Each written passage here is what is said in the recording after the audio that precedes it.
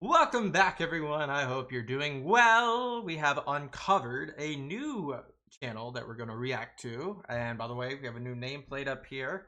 Check it. I am a novice historian. I have deemed myself. This is the Barbary Wars 1 and 2. America Rises. So it has just caught my eye. 1, I'm American. 2, love history. 3, new channel. So best of 3 worlds, right? Let's jump right in. Glad you're here. If you like this channel, tell me about it. If you have other channel suggestions, type below, and let's jump right in. States officially broke away from the British Empire in 1776, its merchant ships were no longer under the protection of the British Navy. Over time, the Barbary pirate states of North Africa started exploiting this by capturing American merchant vessels, enslaving their crews, and forcing the United States to pay tribute. I've never heard of this before. What? Barbary corsairs were pirates who primarily based themselves out of the ports of Tunis, Tripoli, and Algiers. While these corsairs were based out of North Africa, they raided West Africa, Brazil, Ireland, Western Britain, and even all the way to Northern Iceland. Yo, what? This is crazy. While other European powers found it easier to pay the pirates a preventative tribute than to go to war with them, the United States simply could not afford this tribute. The Barbary states were nominally part of the Ottoman Empire, but in practice operated independently of the government in Istanbul. So it's kind of like how the pirates operated. I forget when they operated. Maybe like a century ago, but in the Caribbean on behalf of the British against the Spanish. 1785, the US disbanded its continental navy and thus left its civilians unprotected in the Mediterranean Ocean. In July of 1785, 2 American ships, the schooner Maria and the Dolphin, were captured by Algerian pirates, who forced the survivors into slavery and set their ransom at $60,000. Thomas Jefferson, then the minister to France, attempted to form a coalition of other European naval powers to defeat Algiers, but this attempt ended in failure. Why? No interest? So, the United States eventually paid $40,000 to free the enslaved merchants in 1791. In 1795, the US sent diplomats to North Africa and successfully built treaties with Algiers, Tunis, and Tripoli. How times have changed. How times have changed. If you do this nowadays, you're bombed. You're bombed. You're still team 6th. Like, there is no negotiating with pirates at this age. How times have changed. It's insane. However, by 1797, the United States had paid $1 million in tribute, or about 1/5 of the annual federal budget. And what are we doing? What? I'm angry at I'm retro angry right now. By 1799, the US was behind on payments to the Barbary. Bro, what are we doing paying pirates, bro? What are we doing?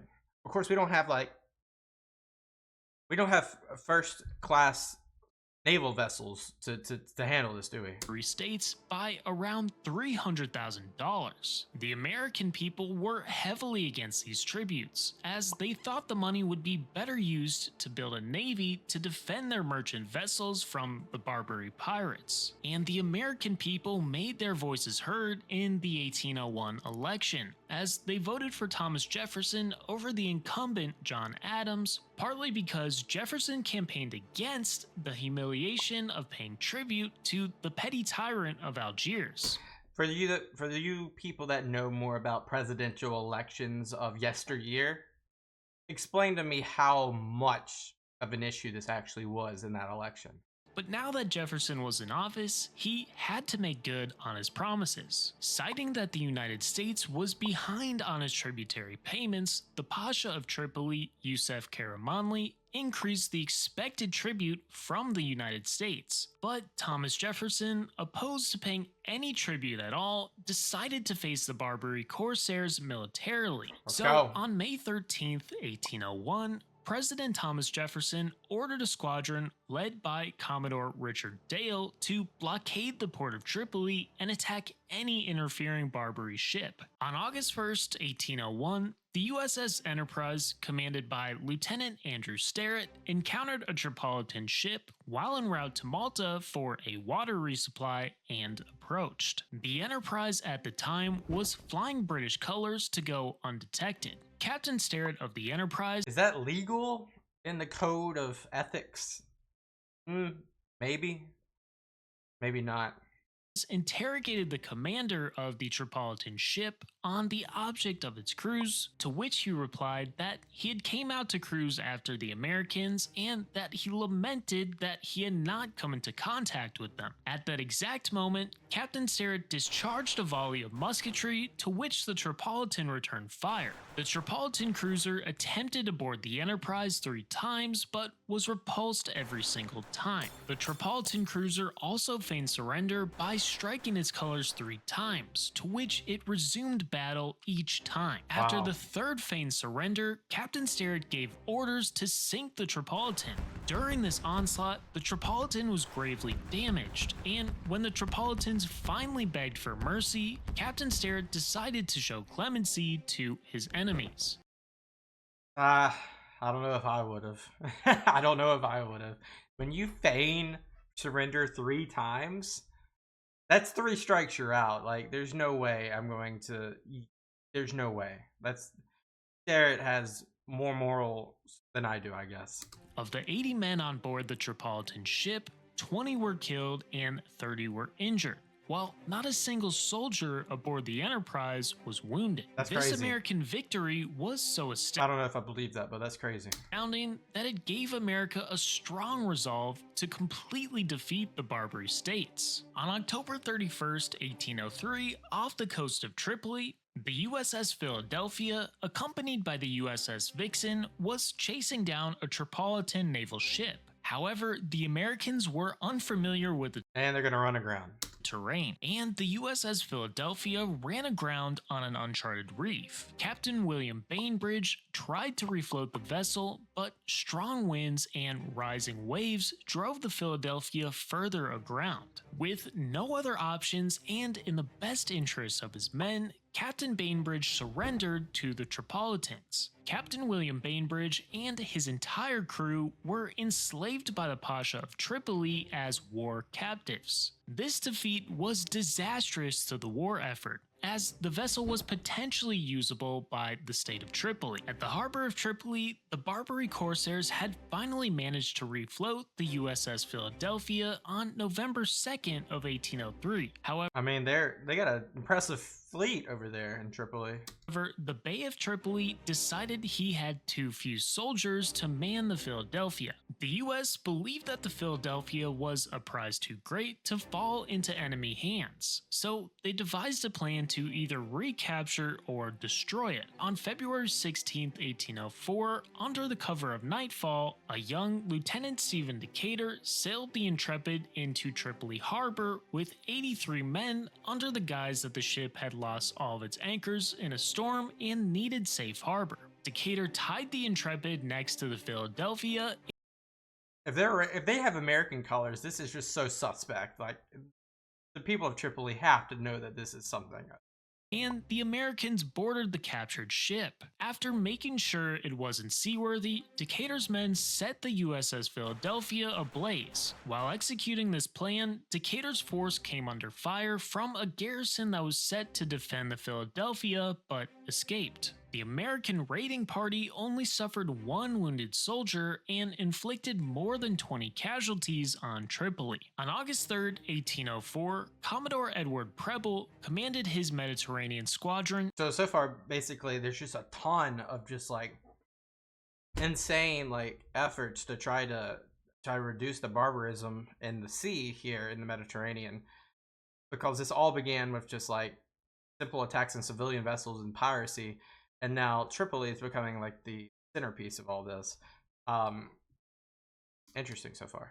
To launch the first of a series of bombardments on the harbor of Tripoli with the goal of destroying the defending batteries and sinking enemy ships. Preble dispatched 6 gunboats under the command of Stephen Decatur to engage Tripoli's That's a huge ship back there. smaller vessels in the shallow coastal waters. Preble also deployed 2 bomb catches to blast the capital city. The Tripolitans had formed a flotilla of gunboats and smaller vessels. During the battle, Stephen Decatur moved to board and capture a Tripolitan gunboat, and in a heavy battle, he was able to subdue the crew. After the capture, Decatur was notified that his brother, James Decatur, had been killed in battle. Furiously, Decatur chased down the enemy ship and engaged it. Although his crew was badly injured and fighting at a 2-to-1 disadvantage, Decatur claimed his second victory of the day after a bloody engagement. However, What for those that know, like I wonder, like what is like the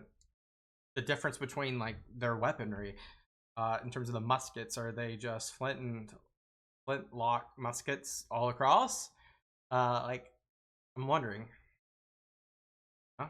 However, Decatur's successes did little to turn the tide of the battle, as the 2 catches did minimal damage to the city. On September 1st, 1804, the USS Intrepid was fitted as a floating volcano and would be sent towards the Corsair fleet and the walls of Tripoli to detonate in a massive explosion. Lieutenant Richard Summers assumed command of the Intrepid and enlisted 12 volunteers. At 8 p.m., the Intrepid began its final voyage. Joining it were the USS Argus, Vixen, and Nautilus, This seems very dangerous. Whatever's about to happen. serving as escorts to pick up the returning crew from their mission. As the Intrepid approached Tripoli, it was spotted and fired upon by carronades from the overlooking shore batteries, and shortly after, the Intrepid erupted in a massive explosion, killing everyone Yeah, what did I say? on board. The aiding vessels, not knowing that it had exploded early, remained at sea all night, waiting for the volunteers to return. It became apparent to Commodore Preble that besieging How did y'all not hear that? Tripoli was becoming too deadly and costly, so he decided to look for another strategy. The leader of Tripoli, Pasha Yusuf Karamanli, held a strong grip over Tripoli. But to become leader of Tripoli, Yusuf Karamanli deposed his brother Hamet Karamanli, who was then exiled to Alexandria. William Eaton, who had returned to the Mediterranean Sea as the naval agent to the Barbary States, had been granted permission from the American government and Thomas Jefferson to back Hamet Karamanli as the rightful heir to the throne of Tripoli. Eaton sailed to Alexandria and gave his proposal to Hamet, who accepted. Eaton was given a small detachment of 7 Marines commanded by Lieutenant Presley O'Bannon. Hamet Karamanli and William Eaton recruited 400 Greek and Arab mercenaries who would join the fight against Tripoli. Eaton would receive naval support on his march from the US Mediterranean Squadron, including the USS Nautilus, Hornet, and Argus. And this is like, I guess, one of the first versions of the United States, particularly trying to coup d'etat, right? Then obviously the Black Ops, the CIA in the future are going to do that, and the FBI and some other organizations are going to try to do that on a scalable level, more on the CIA's front than anyone in the future in 200 years. But this is interesting because they're going to try to basically, I'm trying to find the words. I wouldn't say usurp. Is it usurp? They're basically trying to overthrow. On March 8, 1805, Eaton led his forces on a 500-mile forced march westward across the Libyan desert from Alexandria. Their objective was to capture the port city of Derna. Internal cohesion was extremely low in this army, as the Ottoman Muslims and Greek Christians had many quarrels on their trek. Along the march, Eaton dealt with many attempted mutinies, but was able to quell the majority of them. Eaton finally arrived near Derna in late April of 1804 and devised his plan for the invasion of Derna. On the morning of April 26, 1805, Eaton sent a letter to Mustafa Bey, the Ottoman governor of Derna, to ask for safe passage and supplies. However, he knew the proposal would probably be rejected. Mustafa Bey replied, "My head or yours." That's crazy to say something like that. So that basically means to the death, right? On April 27th, the USS Argus sent a cannon to Eaton's unit for the attack. The Mediterranean squadron then bombarded Derna for approximately 1 hour. During this bombardment, Eaton divided his force into 2 units. Hamet Karamanli would lead the Arab mercenaries southwest to cut off the road to Tripoli. Then they would attack the city's left flank and storm the weakly defended governor's palace. Eaton, with the rest of his mercenaries and marines, would attack the harbor fortress. The attack began at 2:45 p.m., with Lieutenant O'Bannon leading the advance. The harbor defenses were heavily reinforced and temporarily halted the attackers. However, the Arab mercenaries were able to enter unopposed in the western section of the city. Eaton's unit became hesitant under fire, so he decided the only way to regain the initiative Charge. Do y'all have anything for sieging? This looks like almost like you're trying to siege at this point. was to charge. While leading the charge, Eaton was shot in the wrist and seriously injured, but charged on regardless. The Mediterranean squadron halted their bombardment to allow Eaton's force to continue. O'Bannon, with his marines and Greek mercenaries, Never mind. They're like that. Never mind. They don't need a siege. took the harbor fortress shortly after. O'Bannon then raised the American flag over the fortress, Whoa. marking the first time the American flag was raised on foreign soil. Yeah, that's interesting. That's an interesting moment in history right there. Does that paint the wrong message to the squadron though?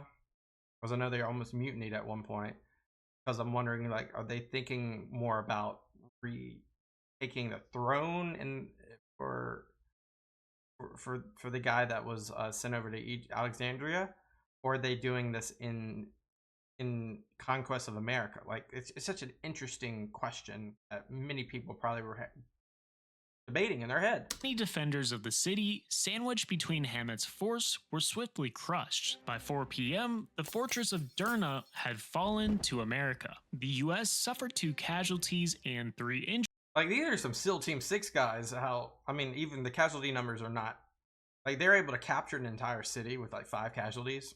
That's crazy to me. Injuries to its marine detachment, and 9 Greek mercenaries were also killed. Okay, so that's a little worse. Arab mercenary attackers and Tripolitan defender casualties remain unknown. In Tripoli, Yusuf Karamanli was aware that the city had fallen and had sent reinforcements to try to recapture the stronghold. The reinforcement detachment stationed themselves So they're just chilling here then. south of Derna. On May 13th, Tripolitan reinforcements ferociously attacked the city and drove Hamet Karamanli's Arab forces to a breaking point, almost recapturing the governor's palace. However, the USS Argus and Eaton's captured batteries decimated the attackers, who finally broke, securing Derna under American control. After Derna, Eaton planned to march on Tripoli in the following months. While he was en route, he was informed of the treaty signed between Tobias Lear of the US and Yusuf Karamanli, which brought an end to hostilities. America agreed to pay a final ransom of $60,000 for the 297 enslaved sailors of the USS Philadelphia,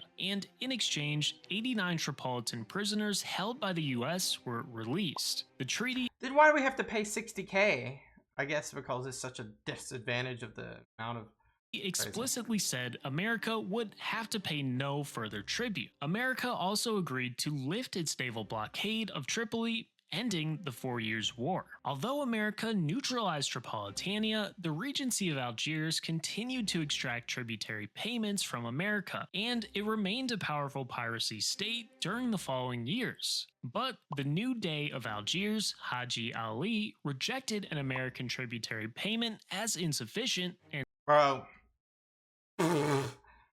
Man, send the boats. Send the boats. Send the boats. declared war. A few weeks later, Algerian corsairs captured an American merchant ship. This Algerian attack was designed What happened there? That was a weird little animation. by the British Empire and Algiers to It's almost like I'm not gonna. ship. This That's almost like. Yeah, Unfortunately, that's like when you're. I think this was Premiere Pro, and that's the source asset was not found. Algerian attack was designed by the British Empire and Algiers to coincide with the beginning of the War of 1812 between Those swords, bro. America and the British Empire. This allowed Algiers to attack. Oh my god.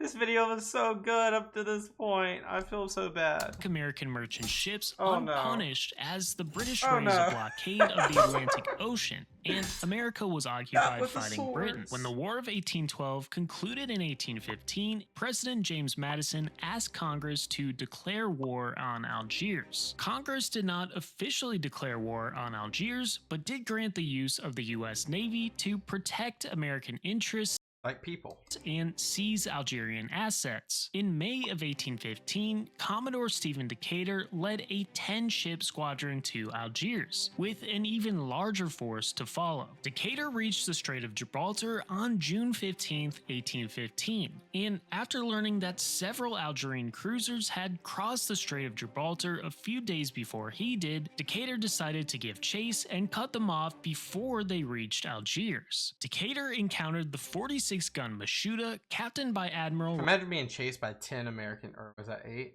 9? Yeah. Rais Hamadou off Cape Gata, Spain. The Americans heavily outnumbered the Algerines 9 ships to 1, so Hamadou tried to flee to the port of Algiers but was quickly overtaken by the Americans. Noticing that his options were limited, Hamadou next tried to sail to a neutral Spanish port along the coast. The USS Constellation and Ontario were able to close in and blast the Algerine flagship. Dang. The Algerines were forced to resort to musket fire at such close range. At the same time, Commodore Decatur positioned his flagship, the Guerriere, broadside to the Mashuda and launched a devastating blast, crippling the Mashuda and killing Hamadou in the onslaught. After this, Decatur expected the Algerines to surrender, but instead, the remaining men continued hopelessly firing muskets and I mean, Tripoli didn't surrender after a bombardment, so I don't imagine Algiers do that same thing. until the USS Epervier fired 9 more broadsides at the Mashuda, forcing an Algerine surrender. During the battle, the Americans suffered 10 casualties with 30 wounded. It's so crazy because this is happening right at the height of the was it Council of Vienna, as well as Waterloo and Napoleonic Wars were coming to end. So it's interesting how this is all going on in the backyard of that. While the Algerines suffered 30 casualties with 406 prisoners. 2 days later, Decatur sighted the Algerine ship Estedio and chased it into shoal waters off Cape Palos. Fearing his vessels would run aground, Decatur sent his smaller vessels, the USS Epervier, Spark, Torch, and Spitfire to deal with the enemy. And after a fierce 2.5-hour firefight, the Algerines began abandoning their sinking vessel and fleeing towards the shore. The 4 American vessels fired and sunk the escaping boats, forcing the surrender of the remaining crew. Fresh off 2 massive victories, See, those swords are there. Decatur sailed triumphantly into the port of Algiers and forced de Omar Aga into terms. In the treaty with Algiers, America would cease paying tribute to Algiers under all circumstances. All American prisoners held by Algiers were freed without ransom. De Omar Aga agreed to pay $10,000 Reverse that, yeah. as compensation for stolen property during previous conflicts. It was after these 2 wars that America had proved that the Barbary states could be easily dealt with by European navies. The Regency of Algiers declined in power and influence until 1830, When France invades. when Algiers was invaded and colonized by France. America's victories in the Barbary Wars proved to the world that America could defend its sovereignty and assets around the world. After the United States Crazy, right? That's interesting video.